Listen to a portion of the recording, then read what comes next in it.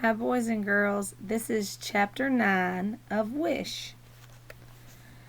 Come to my house after school tomorrow, Howard said on the bus the next morning. I have a plan. What kind of plan? I asked. A plan for catching that dog. Wishbone, I said. His name is Wishbone. Howard took a bite out of the toast he'd brought on the bus with him. Whatever.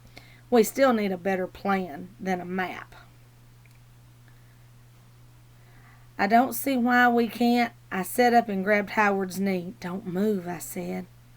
His eyes got wide. What's wrong? Take off your glasses, I said, real slow. Why? Just do it, I snapped a little louder than I'd meant to. He took his glasses off and then squinted over at me. There's an eyelash right there, I said, pointing to one of the thick lenses. I need it. Why? To make a wish. A wish? If you blow on an eyelash, you get to make a wish. I took the glasses from him and pressed my finger on the lens. Then I held it up so Howard could see the tiny reddish eyelash. See, I said. Then I closed my eyes and made my wish and blew, sending that eyelash out into the air where it disappeared, probably settling on the floor with the clumps of dirt and chewed gum and trampled spelling tests. What'd you wish for? Howard asked.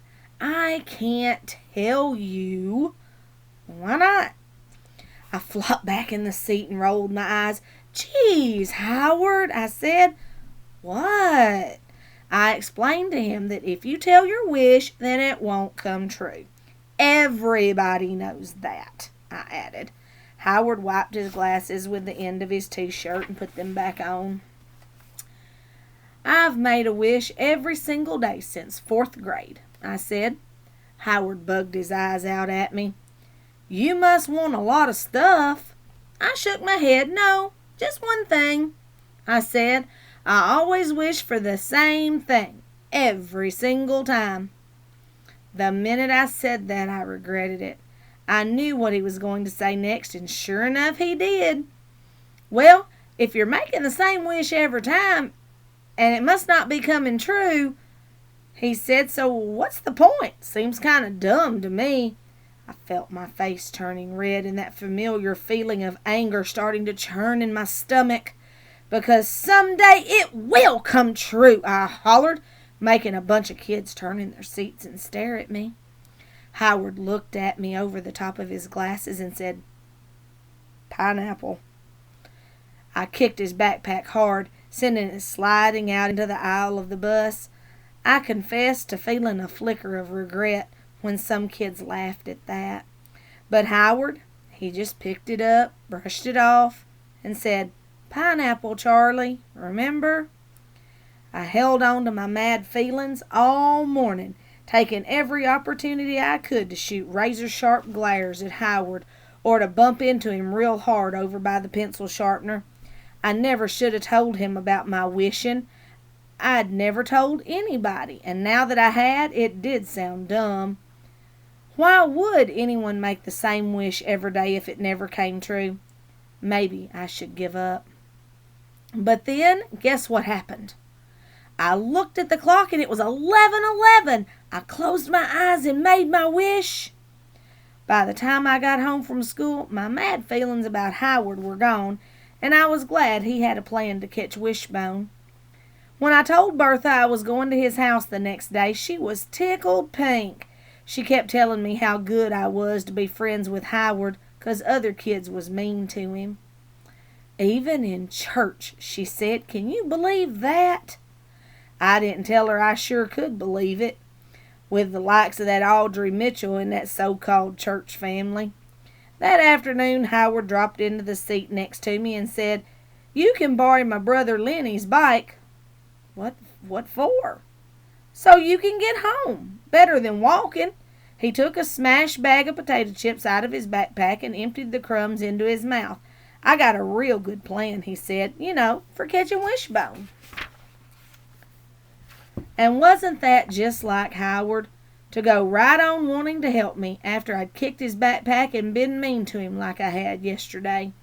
So when the bus stopped at his house, I followed him and Dwight across the weed-filled yard, up the rickety steps, past the ratty couch, and into that sad-looking house.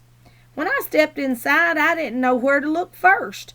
A hamster cage sat on the coffee table, a drum set in the corner, stacks of books and magazines lining the walls, some kind of tree planted in a rusty bucket by the window. The floor was littered with blankets and pillows and shoes and board games and plastic bowls with popcorn kernels and pretzel crumbs in the bottom. The walls were covered with crayon artwork on construction paper and school papers with gold star stickers and nice job written at the top. I could see that Mrs. Odom's rutabaga trick with Howard's brother Cotton wasn't working too good, 'cause there was lots of drawings with colored markers along the bottom of the wall. Howard stepped over the pillows and stuff and motioned for me to follow him into the kitchen. "Mama," he said, "Charlie's here." Mrs. Odom turned from the sink and smiled the nicest smile. "Well, hey," she said. She wiped her hands on her apron and put her arm around my shoulder and gave me a squeeze. "Howard told me you're his backpack buddy at school," she said, "and about that Wishbone dog." Then she started going on about how Gus and Bertha were so happy to have me here in Colby with them, and weren't the Blue Ridge Mountains heaven on earth. After that, she put a cake with pink and purple flowers in a cardboard box from the grocery store on the kitchen table and told us to have some. Next thing I knew, that little kitchen was filled with boys pushing and poking and grabbing at that cake. They didn't even use plates or forks or anything. Just cut a slice and ate it right there, dropping crumbs on the floor. And Mrs. Odom didn't seem to mind one bit. The oldest boy was Burl, the only dark-haired one. Loud talking and friendly-faced, with a shadow of a mustache over his lip. Next was Lenny, in a grease-stained t-shirt. His freckled arms were long and skinny, and he kept punching Dwight and elbowing Burl. Next came Howard and Dwight, who were only a year or two apart and could have passed for twins, except Howard wore glasses and had that up-down walk. And the youngest was Cotton, dirty-faced and sticky-fingered, legs all covered in scrapes and bruises and band-aids. Mrs. Odom gave us water in paper cups and made rounds, kissing and hugging each of those boys. It didn't take a genius to know that Bertha had been right about the Odoms and their good hearts. I don't know why, but I felt shy and out of place in there with the noise and energy bouncing around and sheer goodness clinging to the walls of that house. Howard and I sat on the couch on the porch, and he told me about his plan to catch Wishbone. He had it all written down in a notebook, and even had pictures drawn with colored pencils. "You think it'll work?" I asked. "Sure." Howard closed his notebook and hugged it to his chest. Then we sat in silence, watching Lenny and Cotton filling a plastic bucket with rocks and dragging it to the side of the yard where they were building some kind of wall. Dwight rode his bike round and round the yard, stirring up clouds of red dust, while Burl hollered at him to stop 'cause he was trying to change the oil in his truck. Then me and Howard decided to look for Wishbone some more. Excuse me. So we spent the rest of the afternoon tromping through the woods and wandering up and down the road, and finally gave up. By the time we got back to Howard's house, Mrs. Odom was telling everybody to wash up for supper. "Stay and have supper with us, Charlie," she said. Before I could say anything, Mrs. Odom added, "I'll call Bertha and see if it's okay with her. Mr. Odom's driving a load of lumber over to Charlotte, so you can sit right there in his chair."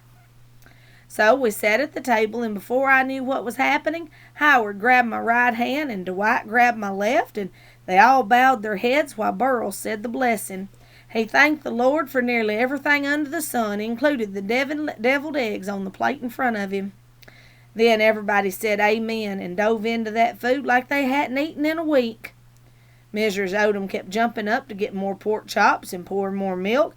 Why, it seemed like she couldn't walk by one of those boys without patting their shoulders or kissing the tops of their heads. I tried to imagine taking Howard to my house back in Riley. So quiet and dark. My school papers would not be taped on the wall, and Mama would not kiss me on the top of the head.